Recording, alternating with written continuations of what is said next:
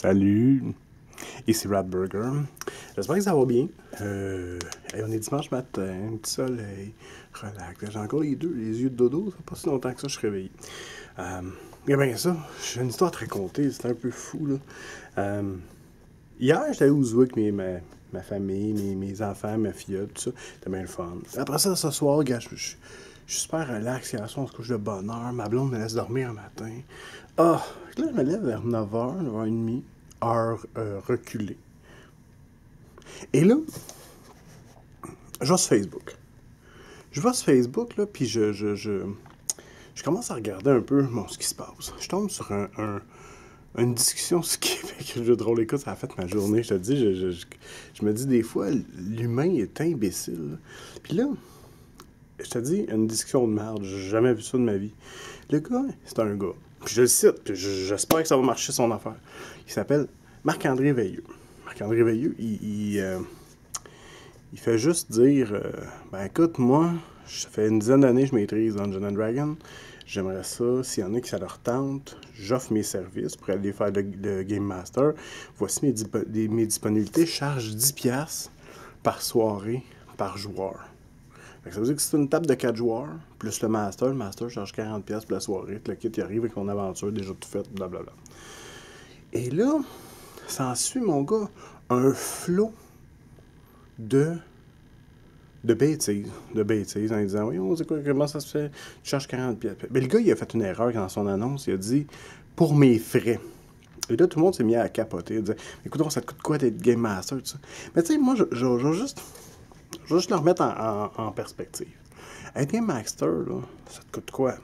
C'est vrai, les livres, qui sont très chers, mais tu les achètes de toute façon. C'est bon, OK. L'autre chose, ça te coûte quoi? Ça te coûte du temps. Faut que tu prépares. De la papeterie, faut que tu aies des notes, des trucs comme ça. C'est à peu près tout ce que ça va te coûter. Ah, puis le master, il faut qu'il se déplace. Il va utiliser du gaz.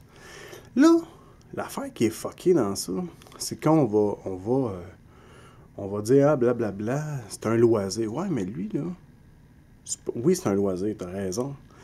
Mais c'est quand même, il offre à des gens qu'il ne connaît pas ses services parce qu'il considère qu'il est en mesure de mener une game d'une bonne façon, puis que ses clients vont être satisfaits, tout ça. Fait que donc, le gars, là, il a cette compétence-là que d'autres n'ont manifestement pas, vu qu'il y a des gens qui vont l'engager pour être master. Moi, le master, là, préparer des games, là, ça me demande énormément de temps. Puis tu sais, ça fait 30 ans que je suis master. Ça fait 30 ans que je maîtrise des games. Ça fait 30 ans que je prépare, que je me creuse la tête pour sortir des histoires qui sont originales, qui est le plus possible, qui font travailler mes joueurs, puis qui amènent une bonne... tu sais, là, tu vois en arrière, les enfants hier ont eu bien du fun. Fait que, tu sais... Et là, écoute, puis je te dis, là, je vais aller plus loin, là. Il y en a qui ont dit, ben là, est-ce que tu déclares à Revenu Québec, tout ça? C'est-tu tes crises d'affaires, ça?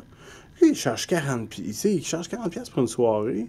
Son gars. Puis, tu sais, même. Puis là, étant avoir. Tu sais, si maintenant on parle, là, j'ai déjà été très autonome dans l'enseignement.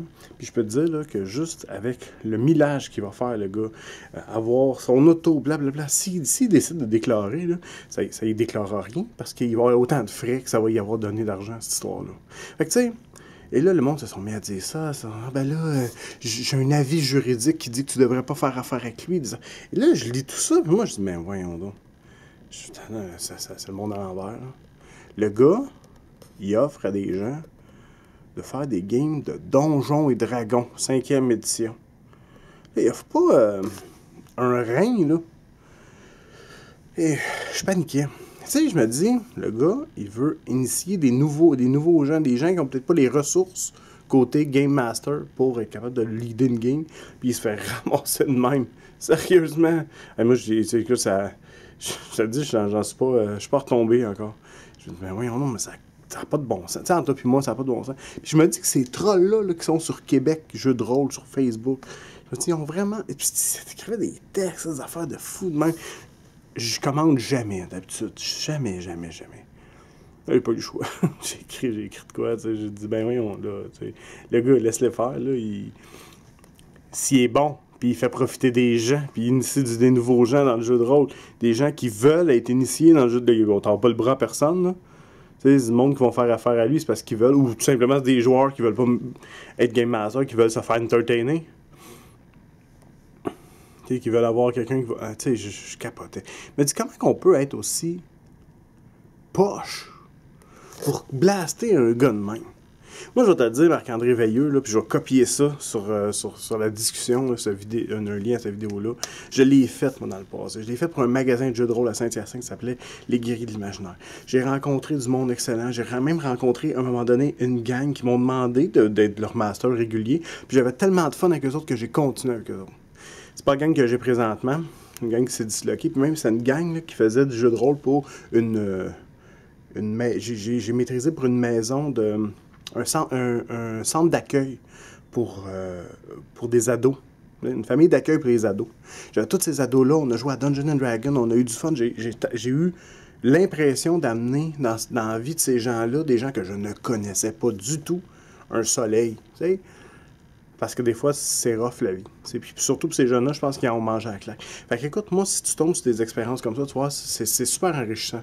Puis à un moment donné, tu dis, ben oui, tu charges, puis à un moment donné, je chargeais plus, puis à un moment donné, tu sais, je me dis, bon, j'amène mon expertise du stock que je fais depuis des années, tu sais. Mais tabarouette, c'est le fun. Hey, lâche pas, fais-le, va au bout de ça. Puis s'il vous plaît, là, si vous êtes la gang de trolls qui ont commencé à ramasser ce gars-là, je vais vous donner un bon conseil. Je pense que c'est le meilleur conseil que je pourrais vous dire.